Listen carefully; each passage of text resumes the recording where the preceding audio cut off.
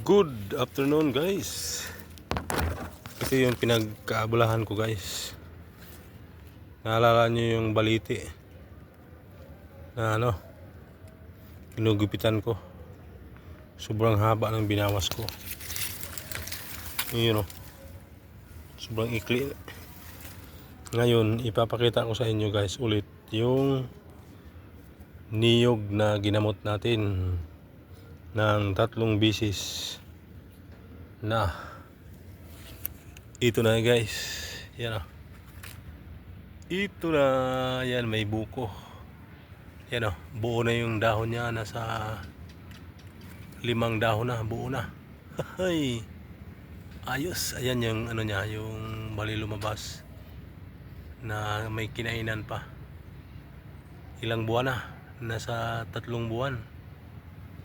Ayan ito na yung buko. Ito yung bagong sibol. Ngayon may laman na. Yung nandito natuyo na, nilaglag ko na. Yun lilinisan ko na naman to. Ayun yun, magkuha ako ng isa, titikman ko muna. Ay manghihingi na naman yun si madam, si busing. Yan nakailang na to, yan yung palatandaan na kinain ng uang. Ngayon okay na, survive na siya. Pero bantay-bantayan ko pa rin, baka kinain na naman, baka inuang na naman yan Iyon, pasilip lang guys. Yan, kukuha ako ng isa, sana may laman na to. Iyon ilan piraso yan? 1, 2, 3, 4, 6, 7, up. Uy! Ayan. Nandito lang ito, patong sa hagdan guys. May bakal. Ayun ano lang, kasi maliit kasi tingnan, mapabayaan na magiging ganyan na.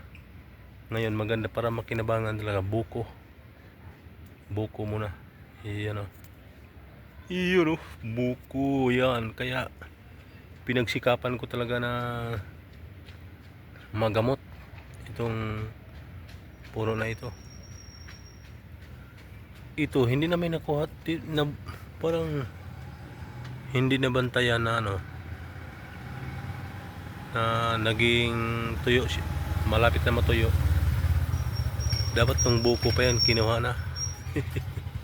Maging panggata. Yan, i-examinin ko pala ito, baka bukas titingnan ko to. Langanin na ngayon, hapon na. Yan, so hanggang dito lang guys, pasilip sa buko ng niyog. Okay na, gamot na yan pero nabali. Ibig sabihin may yan, may sugat, may nabali. Thank you for watching guys. Buko niyog.